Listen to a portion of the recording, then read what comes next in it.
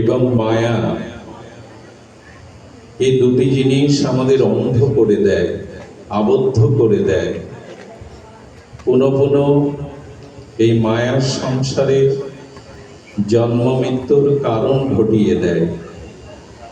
একটি হলো মোহ, একটি হলো মায়া।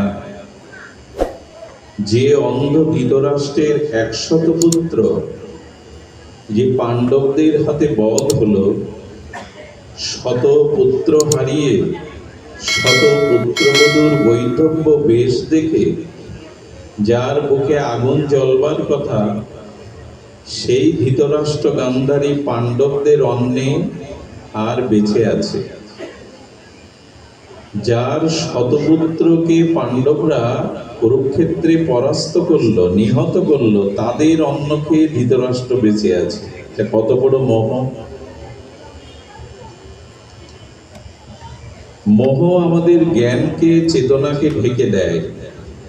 এই অন্ধ ধৃতরাষ্ট্র, মহান্ধ ধৃতরাষ্ট্রকে চেতনা ফিরিয়েছিলেন বিদুরজি। তোমার লজ্জা করে না?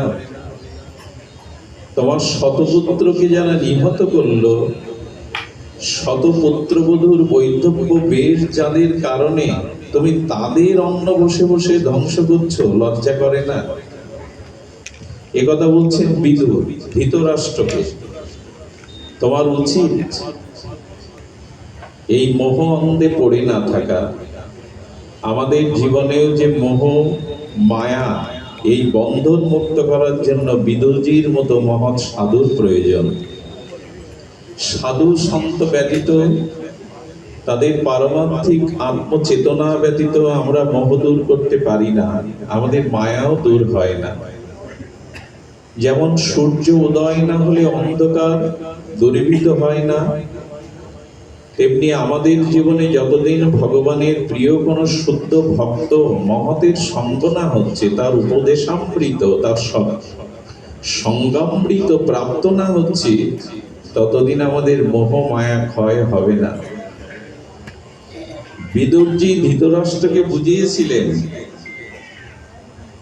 যে আপনি এই মুহূর্ত এই সংসার মোহ অন্ধকূপ ত্যাগ করুন, এই ইউকোটিও না। আপনি এই মোহ অন্ধ সংসার ত্যাগ করুন। আমি অন্ধ কে পথ দেখাবে? আমার সাথী কে হবে? বিদুরজি বলেছিলেন, আমি তোমাদের সাথী হব। আমরাও তেমনি মোহ অন্ধ জীব। আমাদের মুক্তির পথ, কল্যাণের পথ দেখাবেন সাধুজন, মহৎজন। এই মহৎ বা সাধু কৃপা, মহৎ কৃপা যতদিন না হচ্ছে, ততদিন সংসারের মোহ থেকে, মায়া হতে আমরাও বেরোতে পারবো না, মুক্ত হতে পারবো না। দেখুন, আমরা মুক্তির দুয়ার মাঝে মাঝে পেয়ে যাই, সাধুসঙ্গ পাই না এমন নয়। একটি পাখিকে বহুদিন ধরে, বহু বছর ধরে যদি পিঞ্জরায় আবদ্ধ করে রাখেন, তো বহুদিন আবদ্ধ খাঁচায় বদ্ধ পাখিটিকে আপনি মুক্তি দেওয়ার জন্য সেই পিঞ্জর বা খাঁচার দুয়ার খুলে দিলেন।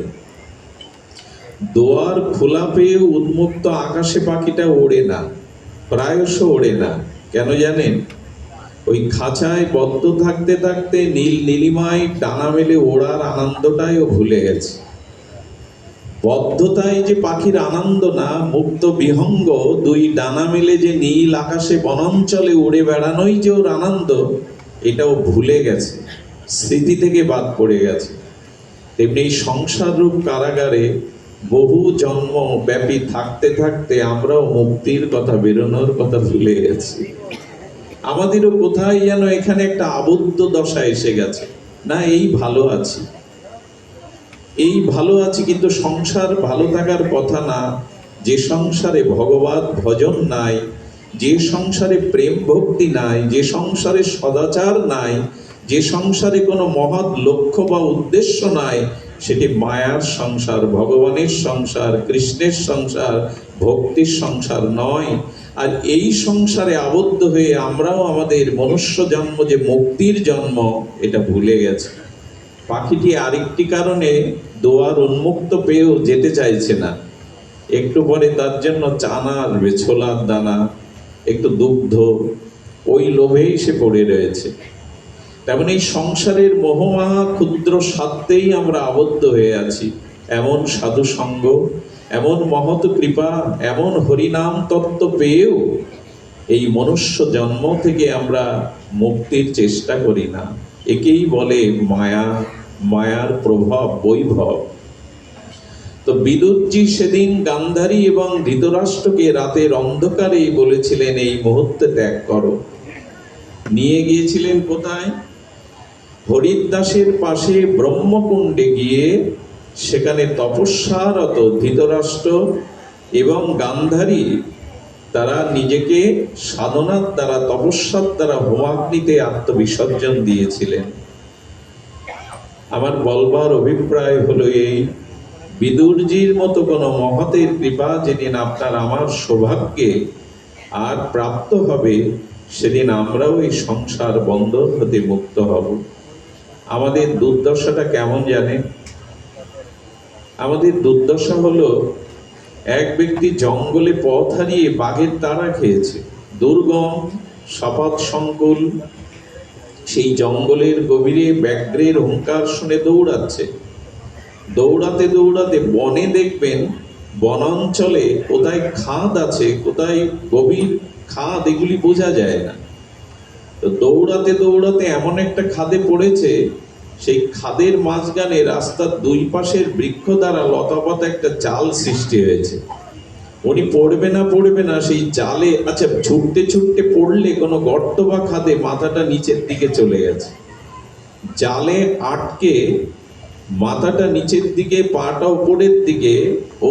ওর যখন চেতনা আসলো যে আমি পড়ে গেছি কোনো গর্তে এবং পাটা ঊর্ধ্ব দিকে, মাথাটা নিম্ন দিকে, একটু সচেতন হয়ে তাকিয়ে দেখছে গর্তের নিচে বড় একটা অজগর সব গ্রাসের জন্য প্রস্তুত। কিছু পরে লক্ষ্য করছে, আমি যদি ওপরে উঠি তো এতক্ষণ বাঘটা তাড়াতে তাড়াতে ওইখানেই বাঘটা অপেক্ষা করছে আমাকে শিকার করবার জন্য। এই অবস্থার মধ্যে পতিত হয়ে সে কি করছে জানেন? দেখছে যে লতাটা এই খাদের দুই পাশে দুটো বৃক্ষের দ্বারা লতাটা অবলম্বন করে আছে, সেই বৃক্ষ দুটি আর কতক্ষণ থাকবে জানা নেই। কারণ একটা কালো ইঁদুর আর একটা সাদা ইঁদুর দুই বৃক্ষের শিকড়গুলো কেটে দিচ্ছে। কটা শিকড় বৃক্ষের বাকি আছে জানা নেই। শিকড়গুলো কাটা হলেই তো গাছ সহ, লতা সহ ওই অজগরের মুখে পড়তে হবে। ও যখন পড়েছে, ওই বৃক্ষ মধুমক্ষিকার একটি চাক ছিল। ও পড়াতে সেই মধুমক্ষিকার চাকে একটু কিছুটা ঘা লাগায়, ওর থেকে বিন্দু বিন্দু মধু খরিত হচ্ছে। এই যা দশা, সেই মধুটা ওর গায়ে পড়ছে বিন্দু বিন্দু, আর ও তখন তা চেটে খাচ্ছে। ব্যাসদেব বললেন, এই অবস্থায় কারো মধু খাওয়ার স্বাদ হয়?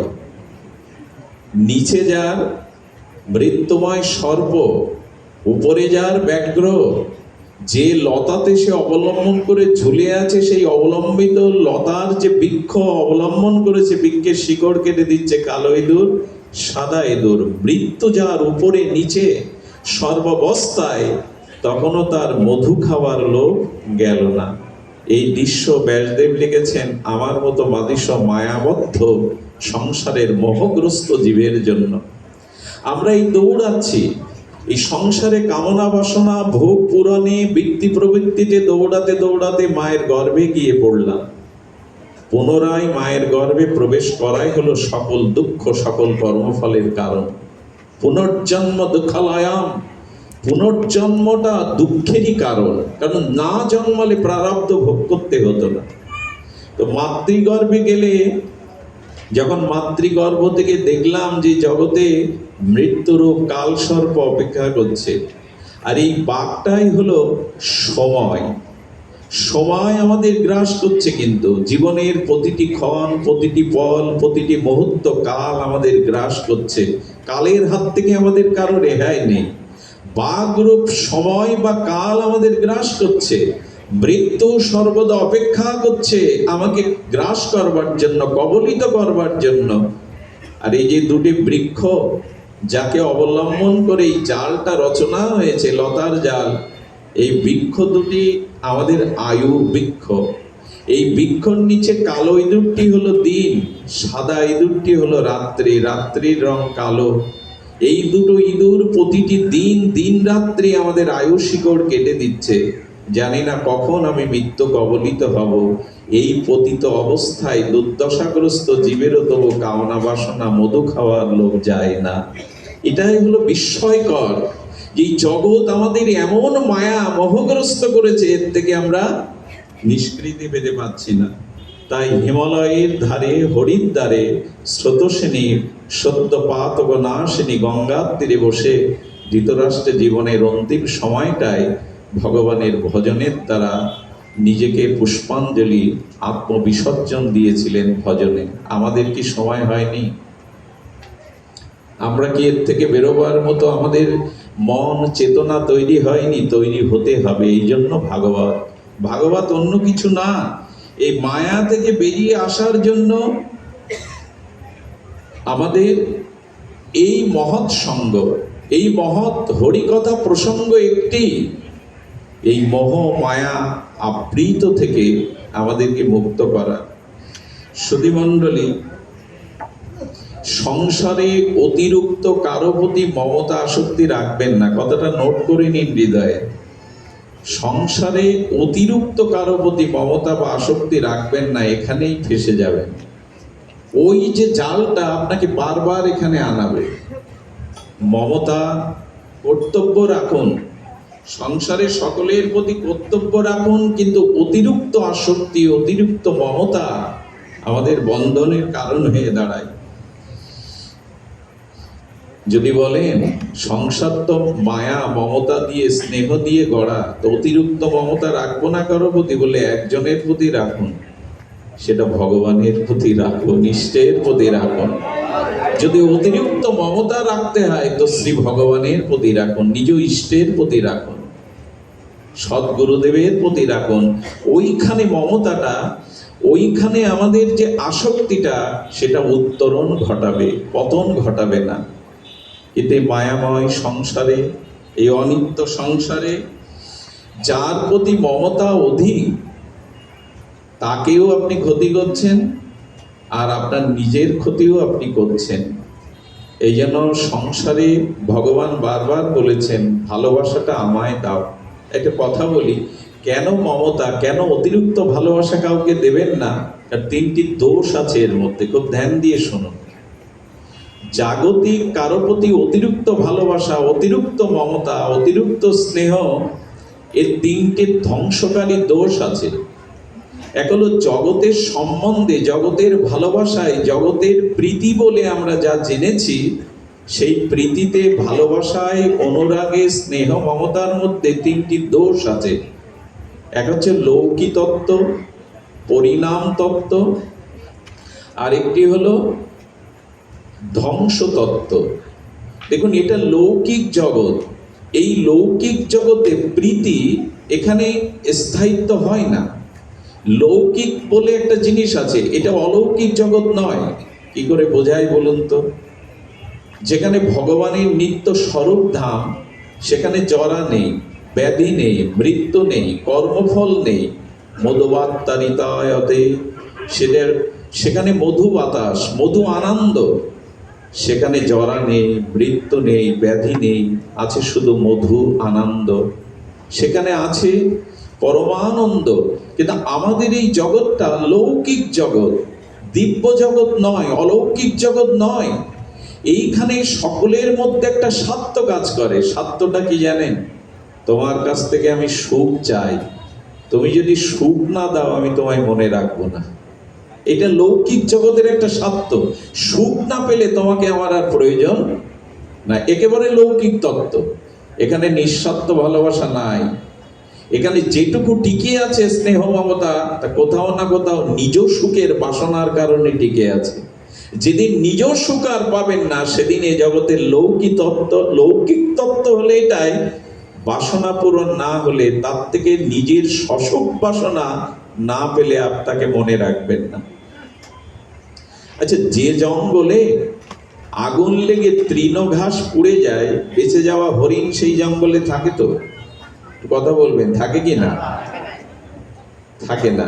আচ্ছা, পুরোহিত ডেকে এনে পূজার পরে দক্ষিণা বস্ত্র দিয়ে দিলে পুরোহিত আর বেশিক্ষণ থাকে? থাকে না। আচ্ছা, প্রাইমারি স্কুলে পঞ্চম শ্রেণী পর্যন্ত পাঠ শেষে যখন হাই স্কুলে যান, তখন আর প্রতিদিন এই স্কুলে আসার প্রয়োজন বোধ করেন না। যে ফুলটা ঝরে বিকাল বেলায় ধুলাই ঝরে পড়ে গেছে, সেই ফুলকেও দেবতার চরণে আর নিয়ে যায় না। ঠিক তদুপরি এই লৌকিক জগতের একটা বিধান হলো, এখানে আপনি যদি সুখ না দিতে পারেন তাকে, তবে সেও আপনাকে আর মনে রাখবে না, বিদায় দিতে চেষ্টা করবে। এটা হলো এই লৌকিক জগতের একটি অভিশাপ। সুখ না পেলে আপনাকে আমার প্রয়োজন নাই তো। এটা এই জগতের একটা রীতি। ভুল করে মনে করি তুমি আমার, আমি ছাড়া তোমার জীবনে কেউ নেই। এগুলো সংলাপ মাত্র, এগুলো নাটক মাত্র। প্রকৃত বাস্তবতা হলো, এই জগতে নিজ সুখ যদি কোনো বস্তুতে না থাকে, সেই বস্তু মানুষ আর রাখতে, এটা লৌকিক তত্ত্ব একটি অভিশাপ। দ্বিতীয় পরিণাম তত্ত্ব। আচ্ছা, যুবক যুবতী নায়ক নায়িকার মধ্যে যে মমতা থাকে, আসক্তি থাকে, এই রূপ যৌবন কি বেশি দিন টিকে থাকে? বৃদ্ধ জড় রোগগ্রস্ত হয়ে গেলে তখন আর আসক্তি থাকে তো? কারণ এই জগতের যে কোনো প্রীতি ভালোবাসা পরিণাম প্রাপ্ত হয়, এটা স্থায়ী থাকে না। সুন্দরী প্রেয়সী রমণীকে ঘরে আনলাম, প্রথম দিনে মনে হয়েছিল আমার জীবন সফল। 2-4 বছর যেতে পারে না, তিক্ততা তৈরি হয়, একে অপরকে তখন আর সহ্য করতে পারে না।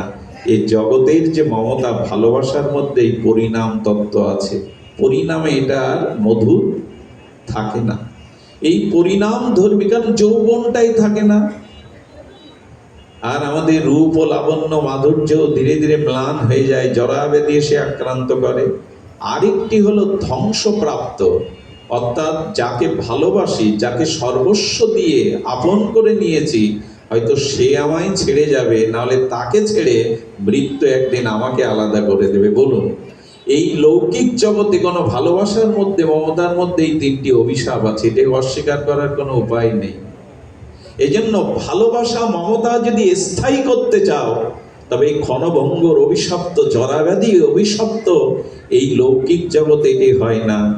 ভালোবাসাটা, মমতাটা সেই ভগবানকে দাও। ভগবানকে কেন দাও? কারণ তার জরা নেই, তার মৃত্যু নেই। সে আমাদের কাছে অন্য কোনো স্বার্থ চায় না। এই জন্য ভালোবাসা স্থায়িত্ব পায় রস ও আনন্দময় রসিক শেখর শ্রী ভগবানের প্রতি মমতা দিতে। এই জন্য আপনাদের কাছে বিশেষ অনুরোধ করব, সংসারে কর্তব্য করুন, দায়িত্ব পালন করুন। চাকরি করতে হয়, ব্যবসা করতে হয়, কর্ম করতে হয়, টাকা রোজগার করতে হয়, ছেলে মেয়ে মানুষ করতে হবে, বউ ছেলে মেয়ের প্রতি দায়িত্ব করতে হবে, এইটুকু করুন। কিন্তু অতিরিক্ত আসক্তি জগতে কারো প্রতি দিতে গেলে ওই জাল আপনাকে আটকে দেবে। মমতা যদি, আসক্তি যদি দিতে হয়, তো চির সুন্দরের দিকে দিন, যা ধ্বংস নাই, যার ক্ষয়ও নাই, যা নিত্য নবয়নমান, তাকে দিন। ভুলটা হয়ে গেছে এখানে। ভালোবাসাটা কোথায় দিতে হয় এটাই এখনো শিখতে পারিনি। হৃদয়ের যে অনুরাগ আছে, প্রীতি আছে, এটা যে কোথায় দিতে হয় এটা আজও আমার মতো মাদি সজীব জানিনি। তাই বিদুরের মতো ভক্তের এই কারণে প্রয়োজন যে, একটা জিনিস বলি আপনাদের। আচ্ছা, 8ম ক্লাসের ছাত্রছাত্রীরা, 8ম শ্রেণী না, মানে 8টা করে ক্লাস হয় তো, যখন 8 ক্লাসের পড়াশোনা মাস্টার দিতে থাকে, তখন ছাত্রদের কি দশা হয়? ঘন্টার দিকে নজর যায় কিনা? শেষ ক্লাস তো, ঘন্টার দিকে নজর থাকে, জলের বোতল, ব্যাগ, গ্রন্থগুলো গোছাতে থাকে কিনা? থাকে কিনা? ঘন্টাটা ধ্বনি পড়ার অপেক্ষা, তারপরে মুক্তির আনন্দে ক্লাসরুম থেকে দৌড়। আমার মনে হয়, বসো বসো, আমার মনে হয় যখন 50 পেরিয়ে যাবে আপনার আমাদের যাদের গেছে, আমার মনে হয় ঘন্টার দিকে দৃষ্টি দিয়ে গোছানোই ভালো। মৃত্যুর তো একটা ঘন্টা আসছে, 55 বা 50 হয়ে গেল মানে আমাদের বৈদিক শাস্ত্র বলেছিলেন বানপ্রস্থের কথা, এবার গুছিয়ে নাও, ধীরে ধীরে এখান থেকে যাওয়ার প্রস্তুতি নাও। সেই প্রস্তুতিটা হলো আর আসক্তি জাগিও না। কিছু মনে নেবেন না, এখন বৃদ্ধ বিদ্যাদের জড় অবস্থা। যত বৃদ্ধ হয়, যত বয়স হয়, তত সংসারে আরো বেশি আসক্তি হয়। কে এলো, কে গেল, কে কি বাজার থেকে আনলো, এই দেখার খুব প্রয়োজন এখন? আমাকে এক শাশুড়ি বলছেন, আর পারি না, বৌমার অত্যাচারে, তার এই নিদারুণ নিষ্ঠুরতায়, বাবা আমি আর পাচ্ছি না, কোনো মন্ত্র বলতে পারো, উপায় বলতে পারো? বললাম, বুড়িমা যদি শান্তি চাও তো সংসার তো আর ত্যাগ করলে না, তবে চোখ বন্ধ করো। এই যে বৌমা কি খেলো, কে কাকে দিল, কে ঘরে আসলো, ছেলে বৌমার হাতে কি দিল, এটা দেখা বন্ধ করো, তাহলে শান্তি পাবে। যত বিদ্ধ হয়ে আমরা, তত বেশি সংসারের প্রতি আরো আমাদের মোহ জন্মায়। কেন? তোমার সময় এসেছে।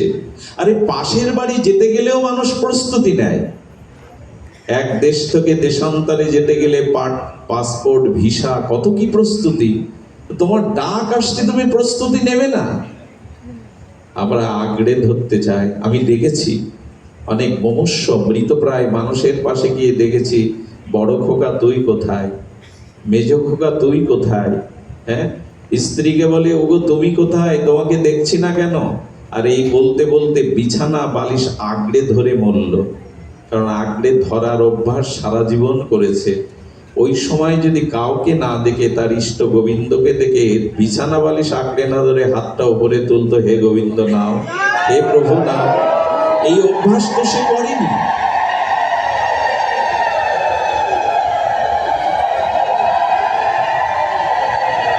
এই অভ্যাস সে আজও করেনি।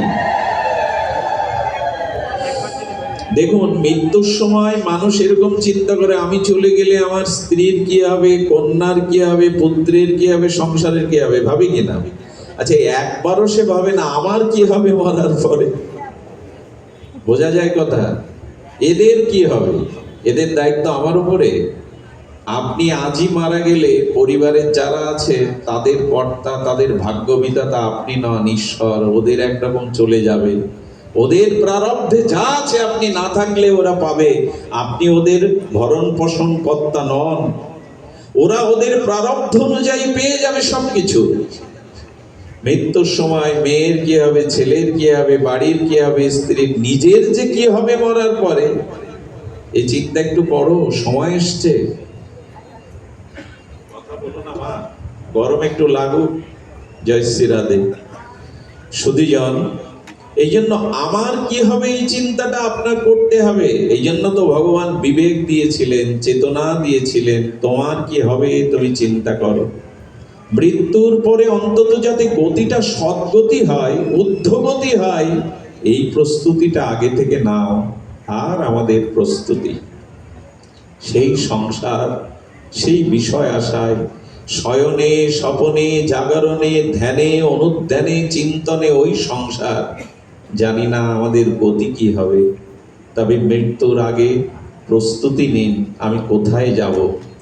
আজই কিন্তু এই প্রস্তুতি নিতে পারেন, এখন থেকে কিন্তু আপনি এই প্রস্তুতি নিতে পারেন যে আপনি কোথায় যাবেন, কোথায় যেতে হবে। এ চিন্তা আপনাকে আমি করতেই হবে। তো এই জন্য আমরা নিবেদন করছিলাম যে এই আসক্তি মুক্তির জন্য উপায় একমাত্র মহৎ সঙ্গ, সাধুর সঙ্গে। এই ভব শৃঙ্খল, এই মায়ার শৃঙ্খল একমাত্র মুক্ত করতে পারে সদ্গুরুদেব, মুক্ত করতে পারে মহাত্মাগণ। তারাই এই ধৃতরাষ্ট্রের মতো জন্মান্ধ, মোহান্ধ, জ্ঞানবন্ধ, এদেরকে সংসারের মোহ থেকে মুক্তি করতে পারে বিদুরজি মহারাজের মতো পরম ভক্তগণ। আজ আমরা সৌভাগ্য পেয়েছি সেই সাধু সঙ্গের। আমার বলবার মতো ভাষা তত্ত্ব কিছুই নাই। আপনাদের উপস্থিতি দেখে মনে হচ্ছে হরি কথাকে আপনারা কত ভালোবাসেন, হরি কথা আপনাদের কত আসক্তি। পৃথিবীর সব থেকে কঠিনতম তপস্যা এখন আপনারা করছেন। আমার তো মনে হয় আপনাদের জায়গায় আমায় বসিয়ে দিলে আমার এই ধৈর্য নেই, আমি বসতে পারতাম। পৃথিবীর সব থেকে কঠিন তপস্যা কি জানেন? এই তীব্র তাপদাহ গরমে মাটিতে বসে একজনের কথা নীরবে 2 ঘন্টা শুনতে হবে। এর থেকে কঠিন কাজ পৃথিবীতে দ্বিতীয় নাই। আপনি ভাগবত ছাড়া অন্যখানে এক নাগাড়ে 1-1.5 ঘন্টা 2 ঘন্টা কারো কথা নীরব থেকে আপনি শুনতে পারবেন না। সে রাজা মহারাজ হোক, তার সামনে আপনি 2 ঘন্টা কথা না বলে উত্তর না দিয়ে থাকতে পারবেন না। এখানে চা নাই আপনাদের জন্য, সম্ভাষণ নাই, শীতল বাতাস নাই, মাটির ওপরে বসেছেন, দাঁড়িয়েও বা আপনাদের দুটি পায়ে ভর করে শারীরিক কত কষ্টের মধ্যে দাঁড়িয়ে নীরবে আছেন। পৃথিবীতে এর থেকে বড় তপস্যা নেই যে একজন কথা বলবে আর একজন নীরবে বসে বসে তা শুনবে। এই তপস্যারই প্রয়োজন, এটাই প্রস্তুতি, এটাই আমাদের দিব্য চেতন পথের, আলোর পথের প্রস্তুতি। এটা এভাবেই সাধু সঙ্গের দ্বারা, মহৎ অনুগ্রহের দ্বারা, শাস্ত্রের মর্মাত্ম অনুভূতির দ্বারা আসুন আমরা পথ রচনা করি। আমাদের পথ এভাবে রচনা করতেই হবে, দ্বিতীয় কোনো পথ খোলা নেই। আপনাদের মনে পড়ে পরীক্ষিত মহারাজ যেদিন অভিশপ্ত হলেন আর সমীক ঋষির আশ্রমে, কারণ কি? পরীক্ষিত মহারাজের মতো পাণ্ডবদের উত্তরসূরি চক্রবর্তী সম্রাট, এত বড় বৈষ্ণবজন, তার এ জাতীয় মনোভাব কেন এলো? আমি আপনাদের ছোট করে একটু বলি। যেদিন সর্পের মালা সমীক ঋষির গলে পরিয়ে দিলেন রাজা অভিমানে যে আমি রাজা, আর রাজা প্রজার কাছে ঈশ্বর স্বরূপ, বিভূতি স্বরূপ, আমি তোমার কাছে পানীয় জল প্রার্থনা করছি তৃষ্ণা, তুমি কপট ধ্যানে বসে আছো, তুমি কপট হয়ে বসে আছো, আমার কথা শুনছো না। উনি তো ধ্যানে নিমগ্ন। একটা কথা বলি, জগতের তৃষ্ণার কথা মানুষ ভুলে যায় যদি ভগবত প্রেমামৃত তৃষ্ণা তার হৃদয়ে প্রাপ্ত হতে থাকে। ভগবত তৃষ্ণা যত গাঢ় হবে, জগতের তৃষ্ণা তত কমবে। তো জগতের কথায় ধ্যান থাকবে কোথায় মনির? তিনি তো হারিয়ে গেছেন অন্তর জগতে, মনোজগতে, তার ইষ্ট চরণে নিজেকে সমর্পিত করেছেন। রাজা যখন মৃত সর্পটা দিয়ে পরীক্ষা, এই সর্পটা দিল, যে গলে সর্প দিলে তার বাহ্যিক চেতনা ফেরে কিনা, কপট কিনা, সে কপটতা করছে কিনা। একটা কথা বলি, কাউকে অপমান করা মানে অপমানটা নিজে ডেকে নেওয়া। আপনি যখনই কোনো মহৎকে, শ্রেষ্ঠকে অপমান করলেন, জানবেন অপমানটা আপনি নিজেই নিয়ে নিলেন। উনি মরা সাপ ওনার গলে দিয়ে দিলেন, আর অভিশাপটা হলো কি জ্যান্ত সাপ তোমাকে মারবে। অন্যকে অপমান করতে চাইবেন না, অপমানটা আপনার জন্য প্রস্তুত নিয়ে বসে থাকবে। এই কথাগুলি আমরা ভুলতে বসেছি। অন্যকে ছোট করে, অন্যকে পেছনে টেনে ধরে এগিয়ে যাওয়াই এখন প্রগতি, এখন সভ্যতা। কিন্তু না, অন্যের দুপোটা চোখের জলের জন্য আপনি কারণ হন, আপনাকে ওর থেকে শতকোটি গুণ চোখের জল দিয়ে এটা শোধ দিতে হবে। এরই নাম জগৎ। কাউকে কাঁদাবেন না, নিরপরাধ কাউকে কাঁদালে কিন্তু কোটি জন্ম আপনাকে। আমার একটা কথা খুব মনে পড়ে, কাঁদানোর কথাটা। যেদিন পরতত্ত্ব অখণ্ড অদ্বয় ভগবান শ্রীকৃষ্ণ কংস নিধন করে দেবকী বসুদেবকে কারাগারে শৃঙ্খল মুক্ত করতে গিয়েছিলেন, সেদিন দেবকী কৃষ্ণের কাছে একটা প্রশ্ন করে বসেছিল, তুমি ভগবান আমি জানি, তুমি চতুর্ভুজ নারায়ণ রূপে, দীপ্ত জ্যোতিপুঞ্জ রূপে আবির্ভূত হয়েছিল এই কারাগারে, আমি জানি, এটা একটা উত্তর দাও তো। উত্তর না দিয়ে আমি তোমার প্রণাম নেব না।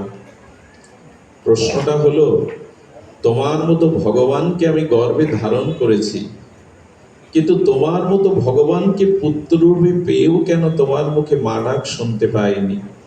আমার বুকের স্তনের দুগ্ধ খলিত হয়ে পড়ে গেছে, বুকের বসন ভিজে গেছে, তোমার মুখে দিতে পারেনি। বলতে পারো কোন অপরাধ? ভগবানকেও পেয়ে যার মুখে মা ডাক, বাৎসল্য প্রেম পাইনি আমি, আমার বুকের দুগ্ধ ঝরে গেছে কারাগারে, বসন ভিজে গেছে, তোমার বদনে তুলে দিতে পারিনি। এই প্রশ্নের উত্তর আগে দাও কৃষ্ণ। ভগবান তখন বলছেন, মা আমার দিকে পুনরায় তাকিয়ে দেখো। যেই দেবকী তাকালেন, দেখলেন ওখানে পরতত্ত্ব ভগবান শ্রীকৃষ্ণ নয়, রাম মূর্তি, ধনুর্ধারী। মনে পড়ে মা, ত্রেতা যুগে যখন কৈকেয়ী রূপে তুমি আমাকে বনবাসে পাঠাও, কৌশল্যা তোমার চরণে পড়ে বহু অনুনয় করেছিল চোখের জলে, কৈকেয়ী রে, আমি তোর দাসী হয়ে থাকবো, কিন্তু রামের মা বলা ডাক হতে তুই আমায় বঞ্চিত করিস না। সেদিন কৌশল্যার চোখের জল, মাতৃত্বের ব্যথা তোমার হৃদয়কে বিগলিত করেনি। মনে পড়ে মা, কৌশল্যাকে কাঁদিয়েছিলে, এই জন্মে তোমাকে কাঁদতে হচ্ছে। অন্যের চোখের জলের কারণ হবেন না, এটা বহুগুণ ফিরে আসবে। এই জন্য উনি মৃত সাপ তুলে দিলেন শ্রমিক ঋষির গলে, অভিশাপ এলো ওনাকে জ্যান্ত সাপ এসে, তক্ষক এসে অপমানটা তুলে রাখা হয়। আর সব থেকে বড় কথা, কোনো মহৎকে, শ্রেষ্ঠকে কখনো অবজ্ঞা করবেন না। এখন এই কথা বলার আর স্থান কোথায়? সবখানেই এটা ঘটছে। পরিবারে বৃদ্ধ পিতামাতাকে কে মান্যতা দেয়? সমাজের শিক্ষককে, শ্রেষ্ঠজনকে, মহৎজনকে আজকে কারা মানতে চায়? যাদের ত্যাগ আছে, তিতিক্ষা আছে, যাতে এই সমাজ চেতনা, যাদের পরিশ্রম আছে, আমরা সেই মহৎকে এখন মানতে চাই না। আর এটাই হয়েছে অভিশাপের, ধ্বংসের মূল কারণ। কোন মহৎকে জগতে আর কিছু করুন, অনেক পাপ না, পাপ স্খলন হয়ে যায় হরিনামের দ্বারা, ভগবত ভজনের দ্বারা পাপ দূর হতে খুব বিলম্ব হয় না। কিন্তু মহৎকে যদি অবজ্ঞা করেন, এটার ভার কিন্তু আপনি বইতে পারবেন না। আপনার আয়ু নষ্ট হবে, শ্রী নষ্ট হবে, ইহকাল পরকালের মঙ্গল নষ্ট হবে, ধর্ম নষ্ট হবে, যদি কোনো মহৎকে আপনি অবজ্ঞা করেন। আমার আশ্চর্য হতে হয়, বাবা মা 10-20টা টাকা চাইলে অনেক সন্তান দিতে চায় না, অথচ সাধু দেখলে, মন্দিরে গেলে 100 টাকা প্রণামী দেয়। এর মানে আমি বুঝলাম না। পিতা মাতা, জন্মদাতা, তাদের হাতে কিছু দাও। কিন্তু আমরা মন্দিরকে ভালোবেসে, ভগবানকে ভালোবেসে ওখানে টাকা দিয়ে আসি। তার কারণ হয়তো কোনো ইচ্ছা পূরণের ইচ্ছা আছে। ভগবানকে কি 100 টাকা দিয়ে সন্তুষ্ট করা যায়? কিন্তু পিতার হাতে 100টা টাকা দিলে না, সে তার প্রয়োজনীয় কিছু প্রয়োজনের জন্য তৃপ্তি পেত, আত্মতৃপ্তি পেত। মহৎকে অবজ্ঞা করবেন না, একটা অনুরোধ করে যায় আজকের এই ভাগবতে। কোন শ্রেষ্ঠজনকে অবজ্ঞা করবেন না। পরীক্ষিত মহারাজের মতো চক্রবর্তী সম্বর, পাণ্ডবদের উত্তরসূরি, গর্বে যাকেই ভগবান ব্রহ্মাস্ত্র থেকে রক্ষা করলেন, তিনি সাধারণ না। কিন্তু এই মহৎ অবজ্ঞা করলো মানেই অভিশাপটা নিতে হবে। ভাগবত কোনো সাধারণ গ্রন্থ না, ভাগবত দার্শনিক আচার্য গ্রন্থ। ভাগবতটা কেমন জানেন? ভাগবতটা আমি গতদিন বলেছিলাম, সার, সর্ব বেদান্ত সার, অমল পুরাণ ভাগবত। 2 মণ দুগ্ধ দিয়ে মন্দিরে প্রদীপ জ্বালাতে পারবেন না, কিন্তু 5 কেজি দুগ্ধ থেকে ঘৃত তৈরি করে প্রদীপ জ্বালাতে পারবেন। ভাগবত হলো সার, ভাগবত হলেন সারাৎ সার। এই জন্য ভাগবত কোনো গল্প নয়, কাহিনী নয়, এগুলো জীবনের চরমতম দার্শনিক তত্ত্ব। পরীক্ষিত মহারাজ এই অপমানের, তার জীবনে ফিরে এলো এই অভিশাপ। এই অভিশাপ ফিরে আসলো। আচ্ছা, পরীক্ষিত মহারাজের এ জাতীয় মৃগয়া করবার, শিকার করবার দুর্বুদ্ধি কোথা থেকে এলো? আমি আপনাদের একটু অনুরোধ করব। আপনারা জানেন, পরীক্ষিত মহারাজ ভগবান অপ্রকট হওয়ার পরে কলির প্রবেশ শুনেছিলেন, যে কলি প্রবেশ করেছে। এই কলি প্রবেশের দুঃসংবাদটি শুনে মহারাজ পরীক্ষিত বেরিয়েছিলেন যে আমার রাজ্যে আমি কলিকে স্থান দেব না, এই অখণ্ড ভূমিতে আমি কলিকে স্থান দেব না। পরীক্ষিত মহারাজ বেরিয়েছিলেন, কিন্তু কি বলবো, পথে বেরিয়ে কিছু দূর এসে দেখলেন যে একজন গাভী মাকে পদাঘাত করছে, গাভী মাকে পা দিয়ে পদাঘাত করছে। এই দৃশ্য ভালো লাগার কথা নয়। দ্বিতীয় দেখছেন বৃষভ, বৃষভ মানে ষাঁড়, সেই বৃষভের 3টা পা নেই, জরাজীর্ণ, তাকেও বেত্রাঘাত করছে। আর ইনি সেই বিভৎস কাল কবলিত কলি। এই কলিকে হত্যার জন্য এই দৃশ্য দেখে যখন পরীক্ষিত মহারাজ অস্ত্র বের করলেন, কলি এসে বললেন, মহারাজ চরণে হাত দিয়ে প্রণাম করে বলছেন, কালকে মারা যায় না, কালকে হত্যা করা যায় না, কালকে কখনো বিনাশ করা যায় না। এই যে চরণে হাত দিলেন, এই স্পর্শ দোষ বলে একটা দোষ আছে। আচ্ছা, আপনারা জানেন ছোঁয়াচে রোগ যার আছে, তার স্পর্শ হলে রোগটা আপনার ভিতরে সংক্রামিত হবে কিনা? তেমন কিছু মনে নেবেন না, যাদের অন্তরে অনেক দুর্বাসনা কামনা আছে, আর যাদের চিত্তে কামনা বাসনার পুতিময় দুর্গন্ধ আছে, এদের ছোঁয়া যত না নিতে পারেন ভালো। এই জন্য অনেক সাধুজন সকলে প্রণাম নিতে চান না, তার কারণ ওটা সংক্রামিত হয়। অনেক বাসনা প্রবৃত্তিময়, কামময়, বাসনাময়, কুপ্রবৃত্তিময়, তাদের স্পর্শ দোষে ওটা প্রবেশ করে। এই যে কলি স্পর্শ করলো, পরীক্ষিত মহারাজের ভিতরে ওই চিন্তা প্রবেশ করলো। এবং সত্যি কালকে আটকানো যাবে না। আচ্ছা, বর্ষা বসন্তকে আপনি অস্ত্র দিয়ে আটকাতে পারবেন? কালকে আটকানো যায়? সময়কে অস্ত্র দিয়ে কাটা যায়? যায় না। আপনাদের জ্ঞাত কথা তবু বলছি। যখন বললেন আপনি রাজা, আমাকে আশ্রয় দিন, আপনারা জানেন যে কলি তিনি আশ্রয় চেয়েছিলেন এবং চক্রবর্তী সম্রাট হিসাবে, রাজা হিসাবে তিনি 4টে জায়গা তাকে স্থান দিয়েছিলেন, যে 4টে জায়গায় প্রচলন ছিল না তার রাজ্যে। আপনারা সবাই জানেন। আর সারা পৃথিবীর স্খলন পতনের সেই 4টি জায়গা আজ ব্যাপ্তি হয়ে আছে। উনি প্রথমেই বলেছিলেন 4টি জায়গা কোনটা? যেখানে হিংসা আছে, অর্থাৎ যেখানে হত্যা, হিংসা, প্রাণী বধ এগুলি আছে, এই হিংস্র জায়গায় কলির অবস্থান। দ্বিতীয়তে সুরাপানে। আমি জানি না আপনাদের অঞ্চলের কি অবস্থা, তবে আজ পশ্চিমবাংলা ডুবে গেছে। পৃথিবীতে পাপের মধ্যে সব থেকে বড় পাপ ধরা হয়েছে সুরাপানকে, মদ্যপানকে। আমি জানি না আমাদের বৈদিক সনাতন সর্বপ্রাচীন, সর্বসভ্যতার আলোক পত্রিকা, সুপ্রাচীন এই ধর্ম, আজ পূজা পার্বণেও আমরা মদ খেতে শিখেছি। এটা কোথার, মানে কি কালচারটাই আমরা আনতে গেছি। মা দুর্গা পূজা, শারদীয় দুর্গা পূজায় মাকে আহ্বান করে 4 দিন মাকে পূজা করে যেদিন মাকে বিসর্জন দিতে যাব, সেদিন মদ খেয়ে নাচতে হবে। কোথায় আছে এটা? কলি বলেছিলেন সুরার মধ্যে জায়গা দাও। এই মাতৃপূজার নাম করে আজ কি বলবো, আজকে নবমীর প্যান্ডেলে বসে অমেদ্য খাদ্য খাচ্ছে। এ দৃশ্য পশ্চিমবাংলায় দেখা যায়, প্যান্ডেলেই বসে।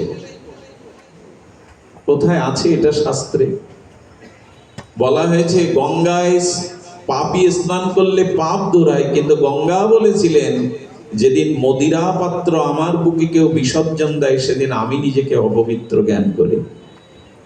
পৃথিবীর সব থেকে পশুত্বকে জাগিয়ে দেয় সুরা।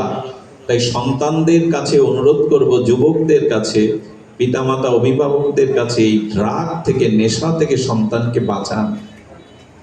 বিশ্ববিদ্যালয়ে পড়িয়েও আজ মানসিক রোগগ্রস্ত হয়ে যাচ্ছে, মেরুদণ্ড সোজা করে দাঁড়াতে পারছে না এই ড্রাগের জন্য। কলি বলেছিলেন হিংসার জায়গায়, প্রাণীবধ করা জায়গায় এবং যেখানে সুরাপান, সেখানেই জায়গা দাও। আজকে বিস্তার লাভ করেছে সারা জায়গায়, সারা বিশ্বে বিস্তার লাভ করেছে। এটাকে আইনগতভাবে, কি বলবো আপনাদের, আইনগতভাবে স্বীকৃতি দেওয়া হচ্ছে। আমি একবার বেহালায় যাই, কলকাতায় চৌরাস্তা বেহালায়, গাড়ি নিয়ে গিয়ে দেখি পুরো লাইনে রোড ব্লক করা। তার কারণ কি? মদের দোকানের লাইন। এবং পুজোর সময় কোটি কোটি টাকা, পুজোর মতো উপাসনার জায়গায় ওই সময় মদ সেল হয় বেশি। আমি জানি না ওই হাওয়া আমাদের দেশেও লাগতে শুরু করেছে। সতর্ক থাকুন। এই ড্রাগ, এটা পৃথিবীকেই গ্রাস করে নিবে। দ্বিতীয়টা বলেছিলেন জুয়া। আমি শুনেছি অনলাইন, আমি অনভিজ্ঞ, অনলাইনে জুয়ার দ্বারা অনেকে আত্মহত্যা করতে বাধ্য হচ্ছেন। 18 লাখ টাকা ব্যয় করে আমার গ্রামের পাশে ছেলেকে পুলিশের চাকরি করিয়ে দেয়, ঋণগ্রস্ত সুদ নিয়ে। সেই পুলিশ ছেলে অনলাইনে জুয়া খেলতে গিয়ে ভিটে বাড়ি বিক্রি করার শূন্যতা, কলঙ্ক না নিতে পেরে বাবা গলায় দড়ি দিয়েই মারা যায়। এগুলি থেকে ভাগবতে, চেতনায়, আধ্যাত্মিকতায়, যে সম্প্রদায় আপনার ভালো লাগে, যে উপাসনা আপনার ভালো লাগে, যে গুরুতত্ত্ব আপনার ভালো লাগে, একটাকে জড়িয়ে ধরুন। নাহলে উপায় নাই। পারিবারিক ভাবে যদি ধর্মচর্চা শুরু না করেন, আগামী প্রজন্মকে পথ দেখাতে পারবেন। এরা মুখ থুবড়ে পড়েছে, আরো পড়বে। আজ এখানে কোনো যুবক নাই, কোনো যুবতী নাই যারা সমাজকে গড়বে। তারা কোথায় এখন? তারা জালে আটকে গেছে, নেট রূপ জালে, এখানে নাই তারা। এই জন্য অনুরোধ করব, পারিবারিক ভাবে শুধু মন্দিরে আরতি পূজা ধর্ম অনুষ্ঠান নয়, পারিবারিক ভাবে চেতনাটা দিন আধ্যাত্মিকতা। তা না হলে এই জুয়াই শেষ করে দেবে। চতুর্থ জায়গা চেয়েছিলেন পরীক্ষিত মহারাজের কাছে, পরস্ত্রীতে আসক্তি। বলাই বাহুল্য, আজকে আমাদের সামনে কোনো ভালো সাহিত্য নেই। আমি জানি না আপনাদের ইন্ডিয়ান চ্যানেলগুলো এখানে চলে কিনা, এক একটি সিরিয়ালে এক একটি পুরুষের এক একটি নারীর সম্পর্ক 2-3 জনের সাথে আজকে দেখানো হচ্ছে। এটা সাহিত্য হতে পারে? এটি কি বঙ্কিম শরৎ সাহিত্যের অনুকরণ, রবীন্দ্রনাথের নজরুলের সাহিত্য? এটা আমাদের কি দেখানো হচ্ছে, কি শেখানো হচ্ছে? যে সম্পর্ক বহু থেকে বহুতর করা যায়। আরে রামচন্দ্রকে গুরুদেব বশিষ্ঠ বলছেন, হে রাম, সীতা এখন বনবাসে, যজ্ঞ করতে গেলে সীতাকে ফিরিয়ে আনতে হবে, সীতা এখন ফিরবে না, তুমি দ্বিতীয় বিয়ে করো, স্ত্রীকে সহধর্মীকে বামে না বসিয়ে যজ্ঞ করা। গুরুদেব বশিষ্ঠ বলছেন, রাম বলছেন, হে গুরুদেব, সীতা ব্যতীত জগতের প্রত্যেকটি নারীকে আমি মাতৃজ্ঞান করি, মাকে তো বিবাহ করা যায় না। এক পত্নী ধরো, সীতাকে ছাড়া যে কোনো নারীকে আমি মাতৃজ্ঞান করি। আরে রাবণ বধের দিনে, যেদিন রাবণ ভূমিতে মৃত শয্যায় শায়িত মন্দাদরী এসেছিলেন স্বামীকে দেখতে, এসেছিলেন রঘুপতি রামচন্দ্রকে এক পলক দেখতে। আসতে গিয়ে আমাদের মন্দাদরীর চরণের ছায়াটা রামের গায়ে পড়ে। যেই মন্দাদরীর ছায়াটা পড়েছে রামের গায়ে, রঘুপতি মর্যাদা পুরুষোত্তম অবদত্ত মস্তকের প্রণাম করে বললেন, মা, আপনার ছায়া আমার অঙ্গে পড়েছে, পারলে ক্ষমা করে দিন। মন্দাদরী বলেছিল, এই না হলে ভগবান, যার স্বামী তার স্ত্রীকে হরণ করেছে, আর সেই হরণ করা দুঃশাসনের, আর রাবণের স্ত্রীকে মা বলে ছায়া পড়লেও যে প্রণাম করতে পারে, সে ভগবান নয় তো কি? ইনিই মর্যাদা পুরুষোত্তম। রাম বলেছিলেন, আমার পক্ষে অন্য নারীকে স্ত্রী রূপে দেখা সম্ভব নয়। বলেছিলেন, দেখো, তোমার পিতা 3টা বিবাহ করেছে, দশরথ, তুমি অযোধ্যার যুবরাজ, তোমার পক্ষে বহু বিবাহ তখন প্রচলন ছিল।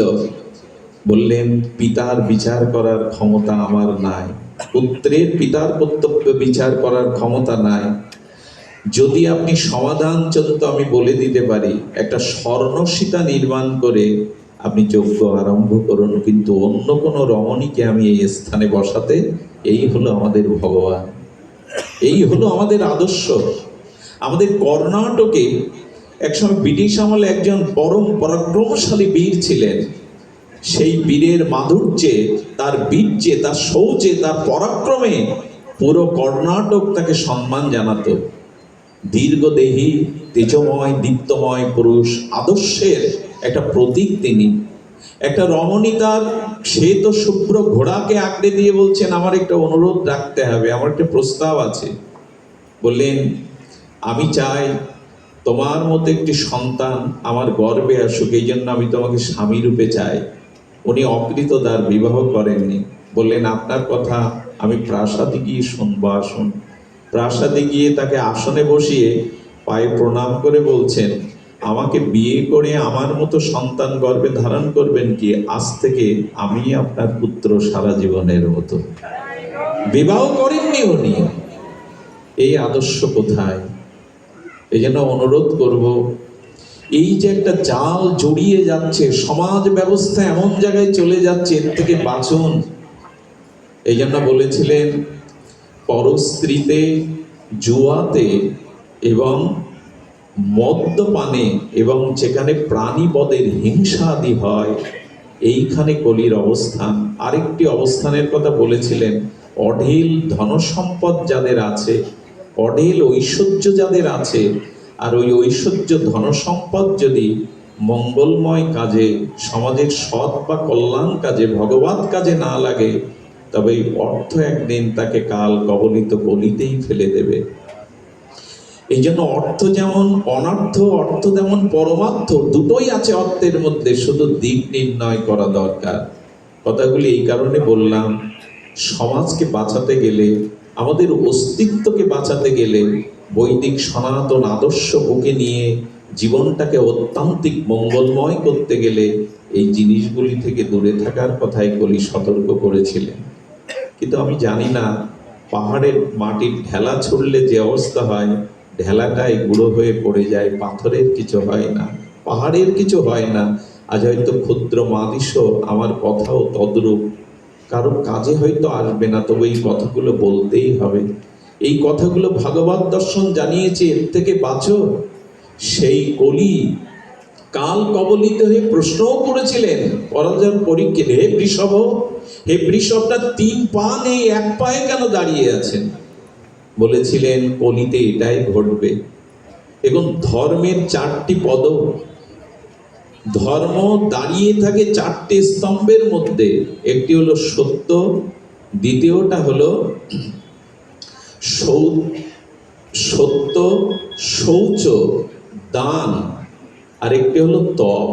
সত্য, তপ, শৌচ, দানম, এই 4টি হলো ধর্মের অঙ্গ। ধর্ম পোশাকে প্রতিফলিত হয় না পুরোপুরি।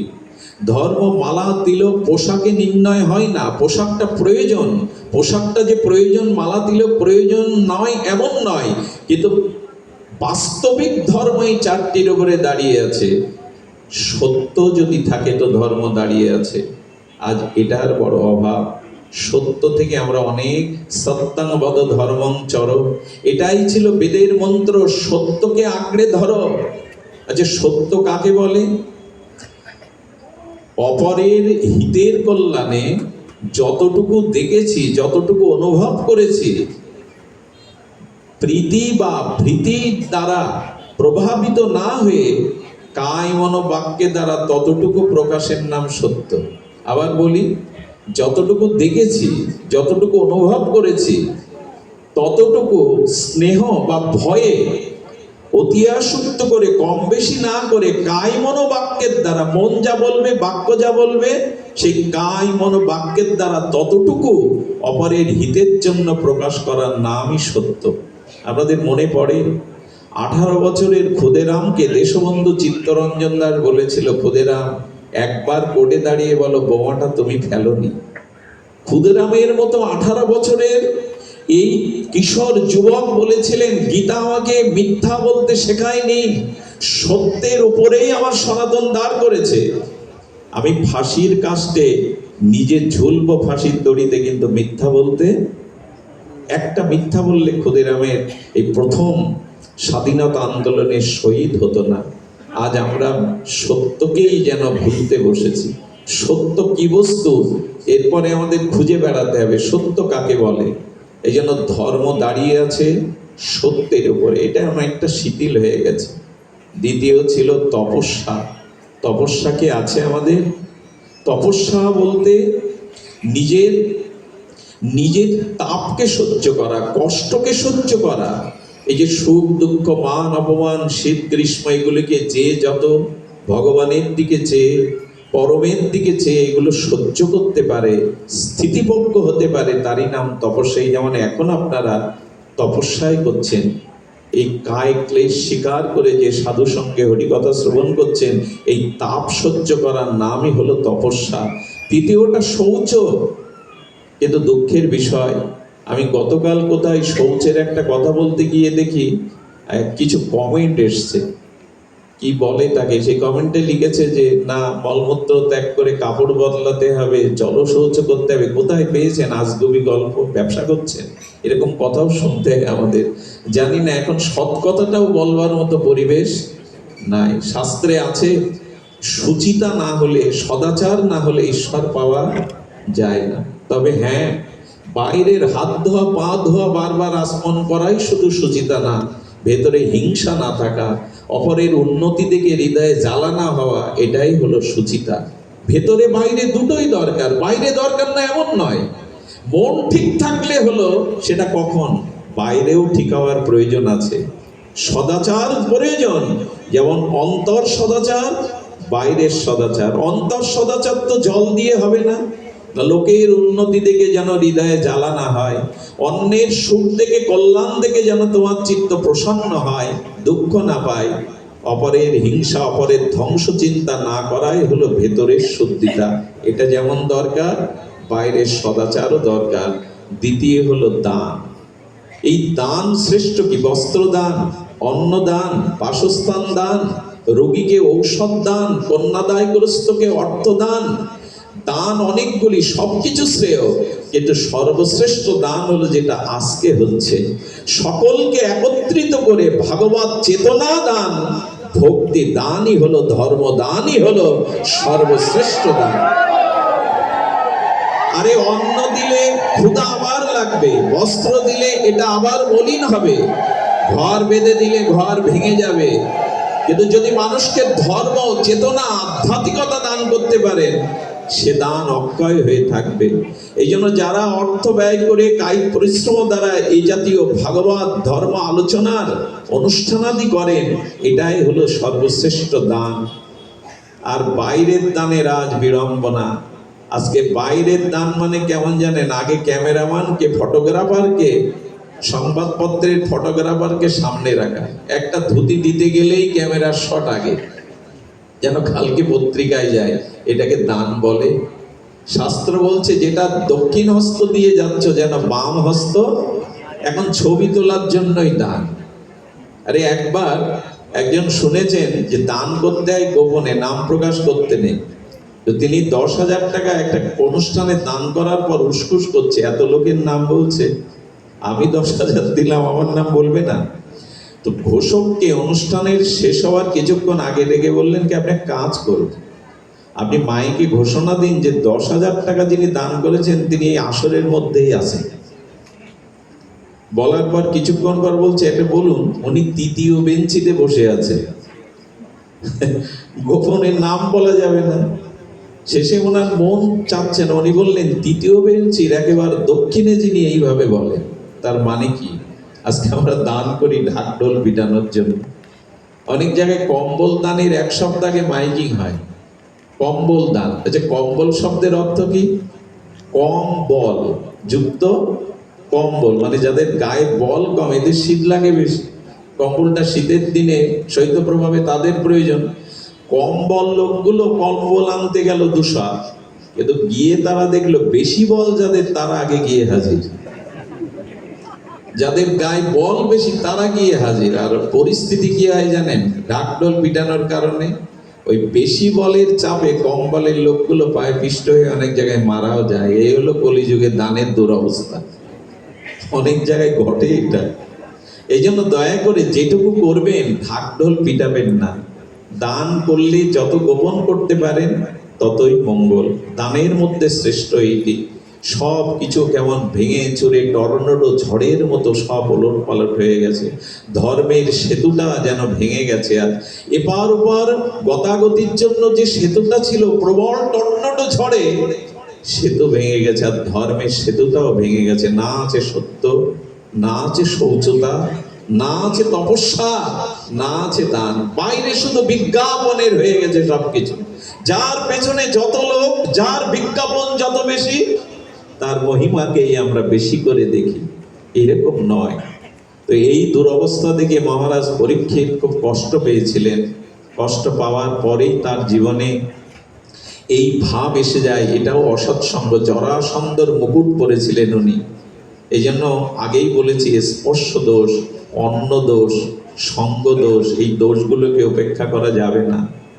এই জন্য আমি যেটা বলতে চেয়েছিলাম, এই কাল কবলিত কলির হাত থেকে বাঁচবার এখন উপায়টি বলে আপনাদের আর অত্যাচার যন্ত্রণা দেব না। অনেক কষ্ট পাচ্ছেন আপনারা, এভাবে একটা দাহের মধ্যে বসে অনেক কষ্ট হচ্ছে। তারপরেও আমি আপনাদের বলবো, এর হাত থেকে মুক্তির উপায়, কল্যাণের উপায় আমরা একটু ভক্ত চরিত্র দিয়ে আস্বাদন করব।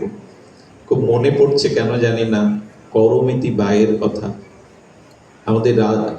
আমাদের রাজস্থানের মধ্যে জয়পুরে করমিতি বাই বলে, আর জয়পুরের রাজার কাছে একজন রাজপণ্ডিত থাকতেন, পরশুরাম পণ্ডিত। এই পরশুরাম পণ্ডিতের একমাত্র কন্যা, নাম রাখা হলো এই দেশের করমিতি। নামটি স্মরণে রাখবেন। এই করমিতি ছোটবেলা থেকে রাজপণ্ডিতের ঘরে জন্মত। পণ্ডিতের কাছে অনেক সাধু সন্ত মহাজন আসতো। আর এই বাড়িতে সাধু গতাগতি, মহাজনের গতাগতি, একটু ভাগবত আলোচনা দ্বারা ভগবানকে ভালোবেসে ফেলে করমিতি বালক বালিকা অবস্থাতেই। তার হৃদয়ে ভগবানের এই নাম রূপ লীলা অসমত্ব মাধুর্য সৌন্দর্য অঙ্কিত হয়ে যায়। আমার মনে হয় এই জন্য একটু প্রয়োজন হলো আমাদের দৃষ্টিভঙ্গিটা বদলানো। আমাদের দৃষ্টিভঙ্গি বদলাচ্ছে না। গৃহে আমরা যা আচরণ করি, সেখানে সকাল সন্ধ্যা ঝাঁস করতাল বাজিয়ে যদি একটু হরিবোল বলতেন, একটু নাম বলতেন, একটু যদি সাধুদের গতাগতি থাকতো, সন্তানদের মধ্যে কিছু না কিছু লক্ষণীয় বস্তু প্রবেশ করত। কিন্তু আজ এই গৃহে গৃহে আজ ধর্মচর্চা, সকাল সন্ধ্যা প্রার্থনা কীর্তন, এগুলো তো উঠেই গেছে। যা কিছু আছে জানি না সেটা যৎকিঞ্চিৎ মাত্র, তার বিস্তার ঘটেনি। এই জন্য করমিতির চিত্তে ভগবানের নাম রূপ লীলা ধীরে ধীরে ধীরে ধীরে মাধুর্যটা তার হৃদয়ে স্পর্শ করতে লাগলো। সুধীজন, করমিতি ধীরে ধীরে বড় হতে লাগলো। আপনারা জানেন সে সময় ভারতবর্ষের যে শাসন আমল, তাতে 9, 10, 8 বছরের মেয়েদের বিয়ে দেয়া হতো। তার একটা কারণও ছিল, বিয়ে না দিলে তাদের সতীত্বকে রক্ষা করতে পারত না। এই কারণে খুব ছোটকালে বিবাহের একটা প্রচলন সে সময় হয়ে গেছিল। করমিতি রূপ ও লাবণ্য মাধুর্যে যখন বিকশিত হচ্ছে, ওই শিশুকালেই তার মা বাবা প্রস্তাব দিল, করমিতি, আমরা তোমার জন্য বিবাহের ব্যবস্থা করবার প্রস্তুতি নিচ্ছি। করমিতি হাত জোর করে তার পিতামাতাকে বলেছিল, মনে মনে আমি একজনকে বরণ করেই নিয়েছি বাবা। মনে মনে বরণ কাকে করেছো তুমি? বললেন, মনে মনে আমি আমার গোবিন্দকেই বরণ করে নিয়েছি, আর কারো চিন্তা তো আমি করতে পারবো না। পরশুরাম পণ্ডিত মেয়ের, এই ছোট মেয়ের মুখে কথাটা শুনে অবাক হলেন। বললেন, না রে মা, এভাবে হয় না। আমরা তোর জন্য সুপুত্র দেখছি, ভালো পরিবার দেখছি, সেখানে কি ভজন করবি? বললো, বাবা জোর করে কিছু করতে যেও না, আমার নিবেদন হয়েই গেছে। একজনের এভাবে নিবেদন হয়েছিল, কার জানেন তো? মীরাবাইয়ের। মীরাবাইয়ের বান্ধবীর যেদিন বিয়ে হয়, রাজস্থানের বিয়ের বেশ ঢাক ঢোল পিটিয়ে আসে, হাতি ঘোড়ার উপরে উঠে বর আসে। তো যখন ঘোড়ার পিঠে উঠে ওর বান্ধবীর বিয়ে হচ্ছে, মার আঁচল ধরে মীরা এসে বলছে, মা কত আলো, আমার বান্ধবীর বর এসেছে ঘোড়ায় উঠে, আমার বিয়ে হবে না, আমার বর কবে আসবে? এই ছোট মেয়ের জ্বালাতন শুনতে শুনতে মা হাত ধরে তার গিরিধারী মন্দিরের মধ্যে গিয়ে বলছেন, এই তোর বর। বললেন, মা এই আমার বর? শ্যাম সুন্দর গিরিধারীর দিকে তাকিয়ে বলছে, তবে তুমি সেজে গুজে এসো, আমারও বিয়ে হোক, আমার বান্ধবীর বিয়ে হচ্ছে, কত ভালো লাগছে, তুমি এসো। মীরা এই বলতে বলতে গিরিধারীর চরণে মাথা রেখে ভোরের দিকে স্বপ্নতে দেখছে হাতির পিঠে উঠে ব্রহ্মাদি দেবগণকে সাথে নিয়ে গিরিধারী মুরলীধারী আসছেন মীরাকে বরণ করার জন্য। সেদিন মীরার মালাবদল হলো, সিঁদুর দান হলো। মীরা স্বপ্নেতে বিয়ের পরে উঠেই হাতে শাখা সিঁদুর পরে নিলেন, গিরিধারীর বামে দাঁড়ালেন। মা অবাক বিস্ময়ে দেখছেন তার মীরা শাখা সিঁদুর পরে দাঁড়িয়ে আছে গিরিধারী। বলে, কি রে? বলে, মা বিয়ে তো ভোরবেলা হয়েই গেছে আমার গিরিধারীর সাথে। এরপরে জানেন মীরার বিয়ে হয় ভোজপতির সাথে। এই ভোজপতির সাথে যখন বিবাহ হয়, একটা অদ্ভুত ঘটনা, মন দিয়ে শুনুন, নিশ্চয় হৃদয় স্পর্শ করবে। ফুলশয্যার রাত্রে, বাসর রাত্রে ভোজপতি মীরার স্বামী যখন মীরাকে স্পর্শ করতে যায়, তখন হাত জোর করে বলেছিল, আমি অন্য কারো স্ত্রী, এ দেহটা অন্য কারো, আমাকে স্পর্শ করবেন না। আমার মনে হয় মীরার থেকে ধন্যবাদ দিতে হয় তার স্বামী ভোজপতি। একথা শুনেই তিনি, আচ্ছা চিন্তা করতে পারেন, একে তো যুবরাজ, তারপরে যুবক, তারপরে অপরূপ সুন্দরী। মীরা ছিলেন অপরূপ সুন্দরী, তার জ্যোতিতে ছড়িয়ে পড়তো চারিদিকে। উনি তো জোর করতেও পারতেন, কিন্তু সাধারণ ছিলেন না। তিনি বলেছিলেন, আমি প্রতিজ্ঞা করছি, আজ থেকে আমি তোমার অঙ্গে স্পর্শ কোনোদিন করব না, তবে একটা অনুমতি চাই। আমি তো যুবরাজ, বাইরে থাকতে গেলে সমালোচনা হবে, তুমি ঘরে থাকো, সিংহ দুয়ার দিয়ে আমি বারান্দায় পড়ে থাকবো, দাবি করবো না তোমায় কোনোদিন। এরকম পাওয়া যায় তো? বলেন গিরিধারীকেই আমি প্রতিরূপে করেছি। সারা রাত জেগে মীরা সঙ্গীত শোনাতো, গিরিধারীর সাথে তার অন্তরের অনুভব প্রেম আলাপ করত। আর এই ভক্তের পাশে থাকতে থাকতে, এই ভক্তের লীলা কথা সঙ্গীত শুনতে শুনতে ভোজরাজের মধ্যেও ভক্তি সংক্রামিত হয়েছিল। গিরিরাজ এত গিরিধারী এত সুন্দর, মুরলীধারী এত সুন্দর, ওই যে বাতাস লাগছে মীরার বাতাস, তাতে ভোজপতিরও চিত্ত আক্রান্ত হয়ে গেল। সতী গুণবতী সাধিকা স্ত্রী থাকলে না, সেই পরিবারের স্বামীর মধ্যে কোনো না কোনো সময় এই ভক্তি সঞ্চারিত হবেই। তো মীরাকে কখনো সে বাধা দেয়নি। একদিন দেখছে হোলির দিনে মীরা হোলি খেলতে খেলতে মানুষের শ্যামসুন্দরকে, হোলি খেলতে খেলতে শ্যামসুন্দর অন্তর্ধান হয়ে গেছে গোপীদের নিয়ে। মীরা বিছানা থেকে উঠে ওই লীলা স্মরণ করতে করতে ব্যাকুল হয়ে জানলার ধারে গিয়ে দেখছে আকাশ মার্গে তার শ্যামসুন্দর আসছে গোপীদের নিয়ে, আর বলছেন এসো মীরা, হোলি খেলায় যোগদান করো। মীরা মানুষে আকাশ নেত্রে ছবির মতো গিরিধারী দেখতে গিয়ে ঝাঁপ দিতে গেছে। ভোজপতি পেছন থেকে দেখলেন মীরা তো এখান থেকে পড়ে খাদে পড়েই মরে যাবে, পেছন দিক দিয়ে জড়িয়ে ধরেছে। কি করছো তুমি? এখান থেকে পড়লেই তো খাদে মারা যাবে। মীরার চেতনা ফিরে এলো, কিন্তু ভোজপতি অন্তর দগ্ধীভূত লাগলো। আমি প্রতিজ্ঞা করেছিলাম তোমাকে স্পর্শ, কিন্তু তাকে বাঁচানোর জন্য স্পর্শ করেছে। মীরার স্বামী বেশি দিন বাঁচেনি। এই দিন থেকে তার ভিতরে অনুশোচনা এসেছিল, আমি কেন স্পর্শ করলাম, প্রতিজ্ঞা কেন ভাঙলাম। এই অনুশোচনায় ধীরে ধীরে ধীরে ধীরে উনি মৃত্যুবরণ করেন। এরপরে মীরার শ্বশুর বাড়ির পরিবারে তাকে বিষ দিয়ে মারতে যায়, কতবার হত্যা করতে যায়, গিরিধারীকে ফেলে দিয়ে আসে। 3 দিন পর গিরিধারী এসে উপস্থিত হন আবার মীরার কাছে। কম অত্যাচার করেনি তার শ্বশুর বাড়ির লোকজন। মারা যাওয়ার সাথে সাথে পণ্ডিত এলো আর খবর কর্মে এসে বলছে মীরা, আমাদের সনাতন বৈদিক সভ্যতায় বিধবাদের কেশ মণ্ডন করতে হয়, তোমার কেশ ফেলে দেওয়া হবে, শাখা সিঁদুর ভাঙা হবে। রুদ্র জ্যোতির্ময়ী মূর্তিতে মীরা দাঁড়িয়ে বলল, আমার গিরিধারী লাল আছে, আমি বিধবা নই, আমি চুল ফেলতেও পারবো না, শাখা সিঁদুর ভাঙতেও পারবো না। তার তেজের কাছে পরাভূত হয়ে ফিরে গিয়েছিল রাজরানী ভিখারিণী হয়ে। ব্রজের পথে পথে মীরা বেরিয়েছিল তার প্রিয় পরমের উদ্দেশ্য। সংসার আর তাকে বাঁধতে পারেনি, এই জগতের কোনো আসক্তি তাকে বাঁধতে পারেনি। বৃন্দাবনে পথে পথে আর মীরা ভিখারিণী এইভাবে যখন 3 দিন না খেয়ে মীরা কখনো গাইছে, কখনো হাসছে, কখনো ব্রজের ধুলায় গড়াগড়ি যাচ্ছে, মীরার সেই দশা দেখে গিরিধারীর বড় ব্যথা লাগলো। গিরিধারী একটা বালকের রূপ ধরে ঢোল পিটিয়ে যেন ঢেড়ি পিটাচ্ছে, ওগো ব্রজবাসী, মীরা এসেছে ব্রজে। 3 দিন তার কিছু খাওয়া হয়নি। যে মীরাকে একটু প্রসাদ দিয়ে আসবে, রাধা রানী তাকে করুণা করবে।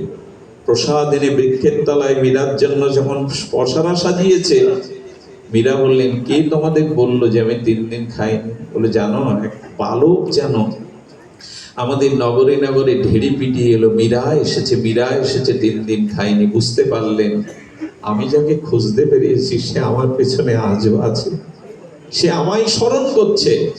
এরপরে মীরা বহু ক্রন্দনে ব্যথায় বিরহ ভোগ করতে করতে একদিন আদেশ পেলেন, মীরা তুমি আমাকে মনে প্রাণে চেয়েছো, আমি তোমাকে স্ত্রী রূপেই সম্মান দেব, তুমি দ্বারকায় এসো। কারণ বৃন্দাবন গোপীদের জায়গা, রাধারানীর জায়গা। দ্বারকায় আমি দ্বারকাধীশ, সেখানে রুক্মিণী সত্যভামার সাথে সাথে তোমার স্থান দেব। দ্বারকার মন্দিরে গিয়ে দ্বারকাধীশের দিকে তাকিয়ে বলছেন, আর কতকাল রাখবে আমায়? নাও না তোমার নিত্য লীলাতে, তোমার নিত্য প্রেমময় সান্নিধ্যে আমাকে নিয়ে নাও। মীরা দুবাহু বাড়িয়ে চোখের জলে এই নিবেদন যখন করলেন, আপনাদের কি বলবো, দ্বারকাধীশ ভগবান মীরাকে দেহের মধ্যে আত্মসাৎ করে নিয়েছিলেন। মীরার কাপড়ের অংশটা গোবিন্দের মুখে পাওয়া গিয়েছিল, কোনো গল্প নয়। এমন করে অনেক সাধক লীন হয়ে গেছে পরম ব্রহ্ম পরম সুন্দরের সাথে, কারণ একাত্মা হয়ে গেছিল মীরা, সবকিছু নিয়ে নিয়েছিল। এই মীরার ধারাটা পেয়েছিল করমিতি। করমিতি মন প্রাণ ভগবানকে দিয়েছে, কিন্তু রাজ পণ্ডিত ভাবলো এটা মেয়ের আবেগ, মেয়ের আবেগ শোনা ঠিক নয়, তাকে পাত্রস্থ করা উচিত। নির্ধারণ হলো তার পাত্র। বিয়ের দিন যত এগিয়ে আসতে লাগলো, তীব্র বৈরাগ্যের অনাল চলতে লাগলো করমিতির। আমার মনে হয় যাদের ভিতরে একবারে জেগে গেছে তাদের এই সংসার বাঁধতে পারে না। সংসার থেকে ভাব উদয় হওয়া ভালো, কিন্তু কেউ কেউ আছে জাল ছিঁড়ে বেরিয়ে যায়। দেখবেন জাল ফেললে পুকুরে না, কিছু মাছ আছে এত বুদ্ধিমান, তারা আগে থেকেই লাফ দিয়ে জালে ধরা পড়ে না। তো করমিতি সন্ধ্যার আধার থেকেই বেরিয়ে পড়লো ব্রজের উদ্দেশ্যে। শুনুন মন দিয়ে, ব্রজের উদ্দেশ্যে যেতে যেতে যখন ভোরের আলোতে প্রকাশ হয়ে গেল করমিতি সংসার ত্যাগ করে চলে গেছে, সঙ্গে সঙ্গে পরশুরাম পণ্ডিত রাজার কাছে গিয়ে বলল, একটু সেনা পাঠান, আমার করমিতি একমাত্র সুলক্ষণা কন্যা, তাকে ছাড়া বাঁচব না। রাজা যখন চারিদিকে সেনাদি পাঠালেন, করমিতি এক মরুর বুকে গিয়ে কি দেখলো জানেন? এখানে কোনো গ্রাম নেই, লুকাবার কোনো জায়গা নেই, কিন্তু ভগবান তো একটা উপায় করবে। একটা উট মরে পড়েছিল, আর সেই উটের পেটটা খেতে খেতে শিকাল কুকুর, শপথ সঙ্গল প্রাণী খেতে খেতে ওর মধ্যে একটা মানুষ আস্ত বসে থাকতে পারে, উটের পেটটা, আর ওখানে পোকা, কি দুর্গন্ধ! এটা আপনি আমি তার কাছে যেতে পারবো না, কিন্তু ওর মধ্যেই ঢুকলো করমিতি। 3টে দিন ওর মধ্যে ছিল। বলতে পারেন ওই দুর্গন্ধে পোকামাকড়ে কি করেছিল? আচ্ছা, শ্রীগাল কুকুর ওকে খায়নি, বলেন ওর মধ্যে থেকে করমিতি কি করেছিল জানেন? ভগবানের নাম জপ করতেছিল। নামের এমন মহিমা আছে না, নাম যদি হৃদয় থেকে উচ্চারিত হয়, নাম নিতে নিতে নাম নিতে নিতে নামই নামের মধ্যে প্রকাশ হতে হতে তার দেহটা এত চিন্ময় হয়ে যায়, বাইরের কোনো অশুদ্ধতা তার কাছে আর পৌঁছাতে পারে না। আরে হরি নামে বিষ অমৃত হয়, অশুদ্ধতা শুদ্ধ আসে। আমি কি বলবো আপনাদের, নাম নিতে নিতে নিতে ওই মরা পচা দুর্গন্ধ পোকামাকড় শ্রীগাল কুকুর ওকেই ছিঁড়ে খায়নি, কারণ নামময় মূর্তিতে ওর মধ্যে বসে আছে। আমি আপনাদের বলবো, কিছু কিছু সাধুর পাশে যাবেন, তারা স্নান হয়তো করেনি 2-10 দিন, ওই একটা কাপড় কীর্তন করতে করতে ধুলায় মাখানো, কিন্তু তাদের পাশে গিয়ে দেখবেন একটা দিব্য গন্ধ আসে, পবিত্র গন্ধ। আমরা সাবান মেখে স্নান করে, পারফিউম মেখে, কত সেন্ট টেন্ট বডি স্প্রে করার পরেও দুর্গন্ধ যায় না। তার কারণ কি জানেন? ভক্তি তো নাই, ভজন তো নাই, ভেতরে বাইরে শুদ্ধতা আসে না। আচ্ছা, লোহাকে অধিকক্ষণ আগুনের মধ্যে রাখলে লোহার মধ্যে আগুন প্রবেশ করবে কিনা? এবং যারা নিত্য নিরন্তর হরিনাম করতে থাকে শুদ্ধ হৃদয়ে, হরিনাম তার ভেতরে বাইরে এত শুদ্ধ করে দেয় যে মহাপ্রভু কীর্তন করতে করতে যে ঘামটা আসতো, ওই ঘামে এসে মৌমাছি বসতো, ভ্রমর বসতো। এক ভক্ত একদিন ওইটা জিভে দিয়ে দেখে খাঁটি টাটকা মধুর মতো মিষ্টি, ভেতরটা এতটা শুদ্ধ হয়ে যায় হরিনামে। শুধু আমরা এটা লক্ষ্য করলাম না। পরশ পাথরে ছোঁয়ালে যদি লোহা সোনা হয়ে যায়, একটা পাথরের যদি এই গুণ থাকে, তো যিনি হরিনাম পরশ পাথর হৃদয়ে সর্বদা ছোঁয়াচ্ছেন, তার হৃদয় কি হয়ে যায়? পরিশুদ্ধ হয়ে গেছে, এই জন্য গন্ধটা পাইনি। আপনি আমি তো এখানে বসতেই পারবো না। আরেকটা জিনিস বলি, যত ভজন করবেন তত দেহ মন শুদ্ধ হতে থাকবে। তাদের জ্যোতির দিকে তাকালে আসরিক মানুষেরও হৃদয়ের শুদ্ধতা কাজ করবে। এই জ্যোতিটা সাধকদের থাকে, দেখবেন যারা সাধক না তাদের দিকে তাকিয়ে দেখবে, যারা নিত্য নিরন্তর ভগবানের দিব্য নামকে, ভক্তিকে, যারা হৃদয়ে, সরলতাকে হৃদয়ে, তাদের একটা আলাদা জ্যোতি থাকে। এই জ্যোতির সামনে অশুদ্ধ আসরিক ভাবাপন্ন মানুষ গিয়েও সে আসরিক শক্তি প্রকাশ করতে পারে না, কিছুটা নত হয়। এটাই তো সাধুদের, সাধকদের তেজ, যে তাদের ভজন জ্যোতিতে এটা হয়ে যায়। দেখতে পেল না, 3 দিন সেনারা না পেয়ে চলে গেল। আরে আমাদের ঋষভদেবের কথা ভাগবতে আছে। ঋষভদেব ভগবানেরই এক অবতার, তার এত সুনাম ছড়িয়ে পড়লো, তার কাছে রোগ সারাতে পুত্রহীন পুত্রের জন্য যেতে যেতে এত ভিড় লেগে গেল। ঋষভদেব বললেন, এই তালে তোমার ভজনই হবে না। উনি কি করলেন জানেন?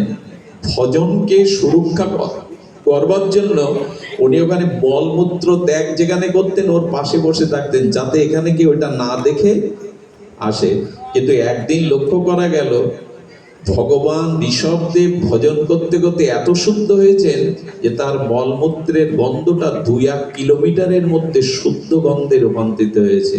এ হয়তো আপনাদের কাছে গল্প লাগবে, গল্প নয়। যাদের চিত্ত শুদ্ধি হয় না, যাদের শরীরটা চিন্ময় হয়ে যায় ভজন করতে করতে, তাদের মধ্যে এই বিশেষ গুণাবলীগুলো প্রকাশ হয়। নামে হয় নাকি? সিদ্ধ গৌর কিশোর দাস বাবাজি নবদ্বীপে ভিড় ঠেকাবার জন্য ইট কাঠ ঝোপঝাড় লতাপাতার মধ্যে বসে কয়েক মাস নাম করেছিলেন। ওনার দেহ রক্ষা করার পরে ওনার এক শিষ্য ওখানে নাম করতে বসে দেখে ইট থেকে, কাঠ থেকে, লতা থেকে হরিবোল হরিবোল শব্দ ভেসে আসছে, ওর মধ্যে থেকেই শব্দ ভেসে আসছে। আরে আমাদের তারক সরকারের, গুরুচাঁদ হরিচাঁদের আদরের দুলাল তারক সরকার কবিগানের জন্য ঢাকাতে গেছেন, আর ওনার সাথে যারা থাকে তাদের মধ্যে একদিন ময়না পাখি কিনেছে একজন। কেন জানেন? গুরুচাঁদের কাছে এটা দিয়ে আসবে বলে, ময়নাকেও হরিবল বলাবে। ময়না পাখিটা কিনে এনে তার অবশ সরলা বোনের কাছে বলেছে একটা হাড়ির মধ্যে রেখে দে, দুই ভাই বোন কালকে গিয়ে গুরুচাঁদের চরণে পাখিটা দিয়ে আসবো। এই সরল বালিকাটি বুঝতে পারেনি, হাড়ির ওপরে সরা দিয়েই ঢাকা দিয়ে দিয়েছে। পাখি আর বাঁচে? সকালে উঠে যখন দুই ভাই বোন হরিচাঁদ গুরুচাঁদের কাছে আসবেন পাখিটা দিতে, দেখলো পাখিটা মরা, হাউমাউ করে কাঁদছে। পাখিটা আনলাম, আজ তার চরণে দেব, হরিবোল বলাবে, তিনি আনন্দ পাবেন। ভাই বোন কাঁদতে কাঁদতে বললেন, তিনি তো হরি, তিনি সব পারেন, চল না তার চরণে নিয়ে যায়। ওরা খান দিতে এসে আর যখন পাখিটাকে সামনে দিয়েছে, অন্তর্যামী ঠাকুর বুঝতে পেরেছে। অনেকক্ষণ পাখির দিকে তাকিয়ে বলছে, বল হরি বল, হরি বল। কয়েকবার বলবার সাথে সাথে মৃত পাখিটি জীবন ফিরিয়ে পেয়ে সেও তার কণ্ঠে হরিবল হরিবল বলতে বলতে মুখরিত করে দিল। এ তো গল্প নয়, এটা কোনো কাহিনী নয়, হরি নামে সঞ্জীবনী আছে, এটা পারে। এই জন্য দেহটাকে শুদ্ধ করতে গেলে, অন্তরটাকে শুদ্ধ করতে গেলে নাম চাই। এটা ছাড়া আমরা পারবো না। নিত্য নিরন্তর ভগবানের নাম নিন। আমি মাঝে বলছিলাম এই হরিবোল শব্দটা এত কেন জানেন? আচ্ছা, হরি বলতে পারলে, আমি যদি বলি হরি, আপনিও হরি বলবেন, কিন্তু হরিবল মানে, হরিবল মানে আমি হরি বলছি আর আপনাকে নিবেদন করছি হরি বল। আপনিও বিনয় যখন বলছেন হরি বল, তখন আপনিও আমাকে বলছেন, অর্থাৎ এটা নিবেদন করাচ্ছে হরি বল। হরি বল সাধারণ শব্দ নয়। এই দেখুন এর অর্থ কি দাঁড়াচ্ছে। হরি বলে কয়টা অক্ষর বাবা? চারটে, হ র ব আর ল। হতে হরি, ইনি সেই গোলক বিহারী হরি, গৌর হরি, কৃষ্ণ হরি, সব হরি। হতে হরি, রতে রাধা, বতে বৃন্দাবন, লতে লীলা। এক হরিবলের মধ্যেই মাধুর্য লীলা প্রকটিত হয়ে গেছে, হরিবলের মধ্যে। আমাকে একজন সাধু একটা যুক্তি শিখিয়েছিলেন, বিল্লমঙ্গল, যদি তোমার স্ত্রী কখনো তোমার সাথে ঝগড়া বাঁধায়, তুমি দয়া করে স্ত্রীর সামনে একটু হাত তুলে বলবে তো হরিবল। বললাম তাতে কি হবে? বলে দুই চারবার বলো না, ও আর তোমার সাথে ঝগড়া করবে না। আর যদি তুমি ঝগড়া করো তো স্ত্রী যদি হরিবল বলে, ঝগড়া ওইখানেই থেমে যাবে।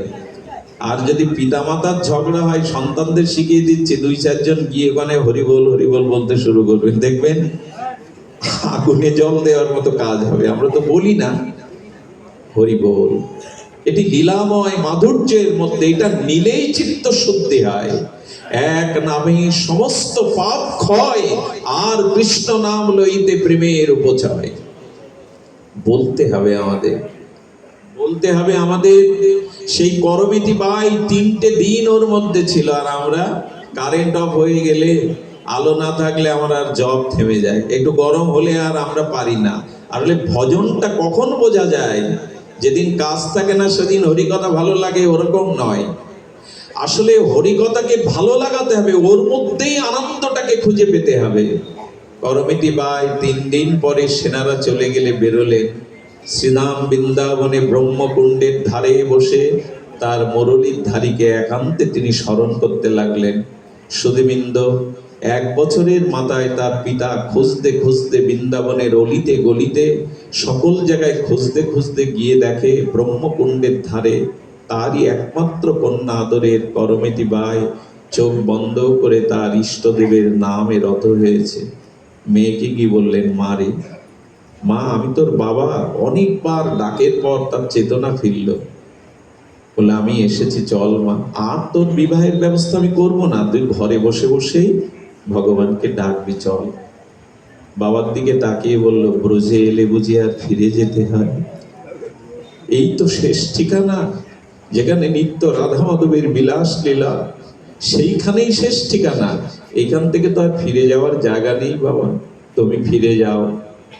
মনে করবে তোমার করমিতির মৃত্যু হয়েছে, এ করমিতি সে করমতি নেই বাবা, আমি সর্বস্ব আমার যুগল চরণে সঁপে দিয়ে আমি তারই হয়ে গেছি।